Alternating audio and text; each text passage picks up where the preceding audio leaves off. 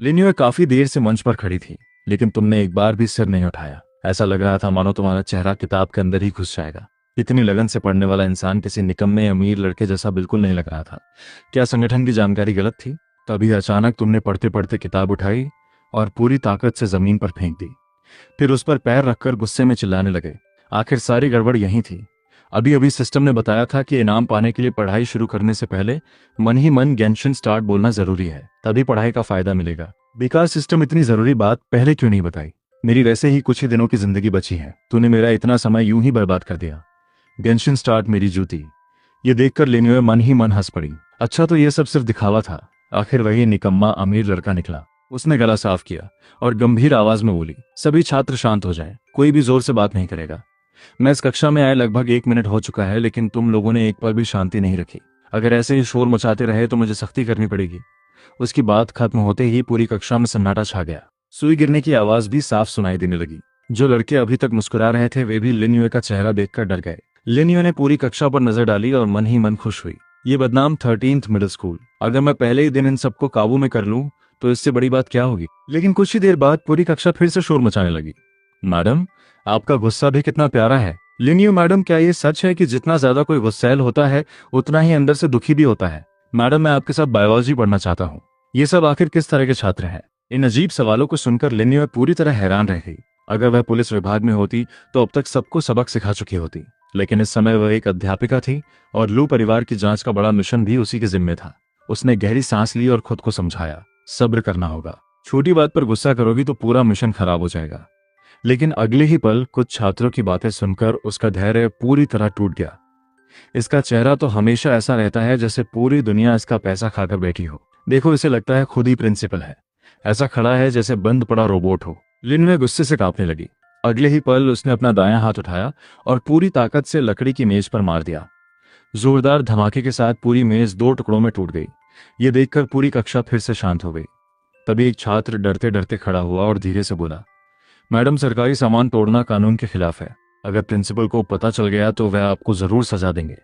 शायद आपकी हथेली पर स्केल से मारें और कम से कम 1 महीने तक पूरे स्कूल की सफाई भी करवाएं। उम्मीद है आप हिम्मत नहीं हारेंगी। उसकी बात सुनते ही पूरी कक्षा ठहाके मारकर हंसने लगी। लिन्युए के चेहरे का रंग उड़ गया। ये आखिर कैसे छात्र हैं? अध्यापक का सामान तो दूर, उल्टा मजाक उड़ा रहे हैं। तभी अचानक एक तेज और दमदार आवाज पूरी कक्षा में गूंज उठी, सब लोग तुरंत चुप हो जाओ। अगले ही पल पूरी कक्षा में फिर से सन्नाटा छा गया। जो छात्र अभी हंस रहे थे वे सब सिर झुकाकर बैठ गए। लिन्युए ने हैरानी से आवाज की तरफ देखा। तुम अचानक अपनी सीट से उठ खड़े हुए थे। तुम्हारी आंखें बाज जैसी तेज थीं और पूरे शरीर से जबरदस्त दबाव महसूस हो रहा था। इस बार तुम सचमुच गुस्से में थे।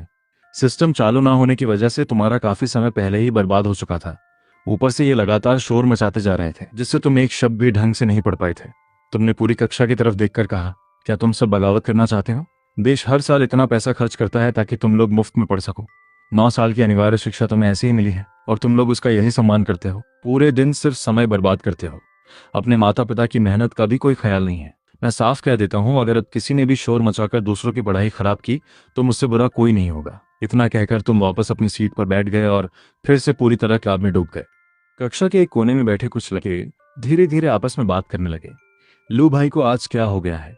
पहले तो सबसे ज्यादा शोर वही मचाते थे। दूसरा लड़का बोला, इसमें सोचने की क्या बात है, नई क्लास टीचर इतनी खूबसूरत है।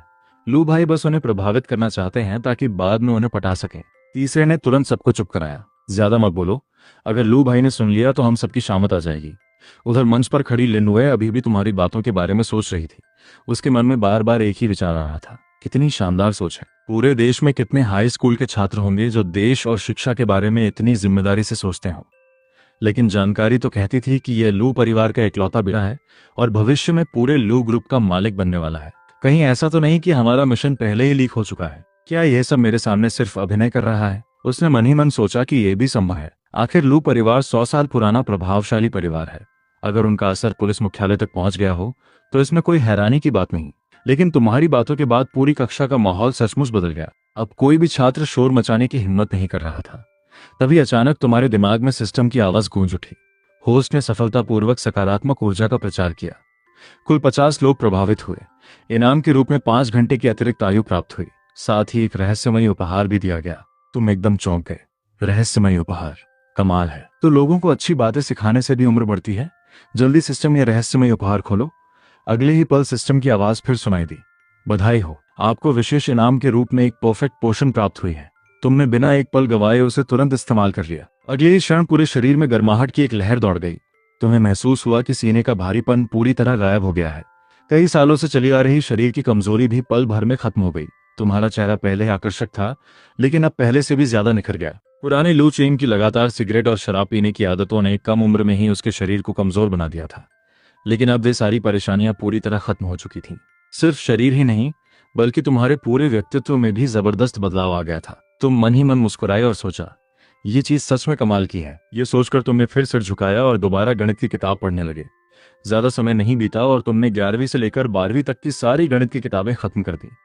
तुम्हारी उम्र सीधे कई दिनों तक बढ़ गई और गणित का ज्ञान भी पूरी तरह भर गया। अपनी स्थिति देखकर तुम संतुष्ट होकर मुस्कुराए। सिस्टम ने सूचना दी कि होस्ट की गणित क्षमता पूरी हो चुकी है। अब आप नीचे दिए गए तरीकों से बड़ी मात्रा में आयु और रहस्यमय इनाम प्राप्त कर सकते हैं। रहस्यमय इनाम शब्द देखते ही तुम्हारी आंखें चमक उठी। उस समय सितंबर का महीना था। स्कूल की छुट्टी हो चुकी थी, लेकिन बाहर अभी भी उजाला था। डूबते सूरज की रोशनी में तुम सीटी बजाते हुए खुशी खुशी स्कूल के बाहर की तरफ चल पड़े। जैसे ही तुम स्कूल के गेट पर पहुंचे, तुम्हारी नजर थोड़ी दूर खड़ी एक लड़की पर पड़ी। उसने सफेद रंग की छोटी स्कर्ट पहन रखी थी। उसका चेहरा मासूम था और वह अपनी बाहों में गुलाबी रंग का स्कूल बैग दबाए कांपती हुई खड़ी थी। उसके चारों तरफ रंग बिरंगे बालों वाले कई गुंडे खड़े थे। सब उसे गंदी नजरों से देख रहे थे और बीच बीच में सीटी भी बजा रहे थे। उनमें से एक बोला, बहन बस एक बार हाँ कर दो, मेरे साथ फिल्म देखने चलो, उसके बाद स्कूल में कोई तुम्हें छू भी नहीं पाएगा। दूसरे ने हंसते हुए कहा, हमारी बात सच है। हमारे बड़े भाई अभी पहली कक्षा में ही हैं, लेकिन उन्होंने कई सीनियर लड़कों को अपना भाई बना रखा है। उनमें से कुछ तो लू परिवार के नौजवान मालिक के भी खास दोस्त हैं। तीसरा बोला, अगर मैं तुम्हारी जगह होता तो कब का काले मोजे पहनकर भाई के साथ डेट पर चला गया होता। चौथा तुरंत बोला, काले मोजे किस काम के? सफेद मोजे ही सबसे अच्छे होते हैं। ये सुनकर सब जोर से हंस पड़े। लड़की डरते हुए बोली, मुझे माफ कर दीजिए, मेरे पास समय नहीं है। तभी एक गुंडा गुस्से में बोला, अगर हमें नाराज कर दिया तो हम तुम्हें घसीटकर गली में ले जाएंगे। लड़की की आंखों में आंसू आ गए। उसने कांपती आवाज में कहा, सच में मुझे माफ कर दीजिए, मेरी माँ अस्पताल में होती है, मुझे काम पर जाकर पैसे कमाने हैं, कृपया मुझे जाने दीजिए। तभी दूसरा गुंडा बोला, अरे काम करने की क्या जरूरत है, जितने पैसे चाहिए मुझसे ले लेना। उस समय तक तुम किताब पढ़ते पढ़ते काफी देर कर चुके थे, इसलिए स्कूल के बाहर अब ज्यादा लोग नहीं बचे थे। इसी वजह से उन गुंडों की हिम्मत और बढ़ गई थी। दूसरी तरफ स्कूल के बाहर खड़ी एक एसयूवी गाड़ी में ऑफिस से लौट रही लिन यूए बैठी थी। वह जाने ही वाली थी कि उसकी नजर इस पूरे दृश्य पर पड़ गई। दूरी कम होने की वजह से उसने उनकी सारी बातें साफ साफ सुन ली। उसने गुस्से में दांत भींच लिए, बदतमीज कमीने, आज मैं तुम सबको सबक सिखाकर ही रहूंगी। इतना कहकर उसने ऊंची एड़ी की चप्पल उतारी और सपाट जूते पहन लिए। वह गाड़ी का दरवाजा खोलकर बाहर निकलने ही वाली थी कि तभी एक आवाज सुनकर रुक गई, मुझे भी शामिल कर लो। लिन यूए ने तुरंत तुम्हारी तरफ देखा और मन ही मन बोली। आखिर लू चैन का असली चेहरा सामने आ ही गया। दिन भर तो आदर्श छात्र बनने का नाटक करता रहा और स्कूल खत्म होते ही अपनी असली औकात पर उतर आया। अब तो ये इन गुंडों के साथ मिलना भी चाहता है। ये सोचकर उसने तुरंत मोबाइल निकाला और वीडियो रिकॉर्ड करना शुरू कर दिया ताकि तुम्हारी बदमाशी का सबूत संगठन को दे सके। उधर गुंडों ने पीछे मुड़कर तुम्हें देखा और तिरस्कार से बोले, कहाँ से आ गया यह गोरा लड़का, यहाँ से दफा हो जा, हमारे काम में टांग मत अड़ा। लड़की ने तुम्हें देखा तो उसकी आंखों में उम्मीद की हल्की सी किरण जगी, लेकिन अगले ही पल वह बुझ गई। उसे अच्छी तरह पता था कि ये लोग कितने खतरनाक हैं। जैसा वे कह रहे थे वैसा ही था। हरे बालों वाला लड़का कई सीनियर गुंडों का खास आदमी था और पूरे स्कूल में कोई उससे उलझने की हिम्मत नहीं करता था। वह नहीं चाहती थी कि उसकी वजह से किसी और को नुकसान हो।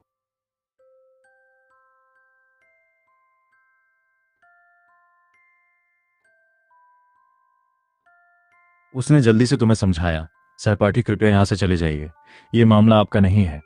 तभी हरे बालों वाला गुंडा हंसकर बोला, सुना तुमने, मेरी गर्लफ्रेंड भी तुम्हें जाने के लिए कह रही है। इतना कहकर वे फिर लड़की की तरफ बढ़ने लगे। तभी अचानक एक खाली कैन हवा में उड़ता हुआ आया और बिल्कुल सही निशाने से हरे बालों वाले लड़के के सिर पर जा लगा। वह दर्द से चिल्ला उठा और सिर पकड़कर बैठ गया। अब तीनों गुंडे पूरी तरह भड़क चुके थे। बहुत अकड़ दिखा ली, आज तुझे सबक सिखाकर रहेंगे। इतना कहकर तीनों पागल कुत्तों की तरह एक साथ तुम्हारी तरफ दौड़ पड़े। गाड़ी के अंदर बैठी लिन यूए मोबाइल से सब रिकॉर्ड कर रही थी। ये देखकर वह पूरी तरह चौंक गई। ये क्या हो रहा है? लू चेन तो इनके साथ मिलना चाहता था, फिर इनसे लड़ क्यों रहा है? एक अध्यापिका होने के नाते क्या उसे अपने छात्र की मदद करनी चाहिए? वह अभी यही सोच रही थी कि अचानक उसने देखा तीनों गुंडे पहले ही जमीन पर पड़े तड़प रहे थे। सब अपने शरीर को पकड़कर दर्द से चीख रहे थे। उनमें से एक चिल्लाया, जल्दी ब्लैक ब्रदर को फोन करो, लोगों को बुलाओ। तुम शांत होकर लड़की के पास गए और बोले, चलो मैं तुम्हें घर छोड़ देता हूँ। लड़की ने धीमी आवाज में धन्यवाद कहा। तुमने मुस्कुराकर जवाब दिया, कोई बात नहीं, ये तो छोटी सी बात है। तुम दोनों जैसे ही मुड़कर जाने लगे, जमीन पर पड़े तीनों गुंडे किसी तरह उठकर फिर तुम्हारे सामने आ गए। उनमें से एक चिल्लाया, कोई कहीं नहीं जाएगा। अगर आज तुम यहाँ से चले गए तो मैं इस लड़की की चलने फिरने में असमर्थ माँ को उठाकर कुएं में फेंक दूंगा। उसकी बात सुनते ही तुम वहीं रुक गए। तुम्हारी आंखों में तिरस्कार साफ दिखाई दे रहा था। तुमने शांत स्वर में कहा, मैं तुम्हें लोगों को बुलाने की इजाजत देता हूँ। गाड़ी में बैठी लिन्युए ये सब देखकर मुस्कुराई। बुरा नहीं है, ल्यू परिवार के इस उत्तराधिकारी में थोड़ा साहस तो है, लेकिन एहतियात के तौर पर उसने चुपचाप पुलिस को भी सूचना दे दी। अगर सामने वाले सच में दर्जनों लोगों को लेकर आ गए तो लू चेन की हालत बहुत खराब हो जाएगी। लड़की ने देखा कि तुम रुक गए हो, उसके चेहरे पर घबराहट आ गई, लेकिन अगले ही पल उसने भी फैसला कर लिया और तुम्हारे साथ वहीं खड़ी हो गई। उसकी आंखों में अब डर नहीं बल्कि दृढ़ निश्चय था। हरे बालों वाला गुंडा दांत पीसते हुए बोला, मेरे सामने बहादुरी दिखा रहे हो, थोड़ी देर रुक जाओ, आज तुम दोनों इसकी कीमत चुकाओगे। ज्यादा समय नहीं बीता और साफ आसमान पर धीरे धीरे काले बादल छा गए। उसी समय स्कूल के पश्चिमी हिस्से से लोगों का एक बड़ा झुंड चलता हुआ दिखाई दिया। दूर तक सिर्फ लोगों की भीड़ ही भीड़ नजर आ रही थी। गाड़ी में बैठी लिन्वे ने अनुमान लगाया कि कम से कम 100 लोग वहां आ रहे थे। उसने मन ही मन सोचा, अच्छा हुआ मैंने पहले ही पुलिस को खबर कर दी, नहीं तो आज लू चेन की बुरी तरह पिटाई हो जाती। हरे बालों वाला गुंडा खुशी से चिल्लाया, मेरा बड़ा भाई आ गया, अब तुम दोनों गए काम से। इतना कहकर वह अपने दोनों साथियों के साथ आगे बढ़ गया।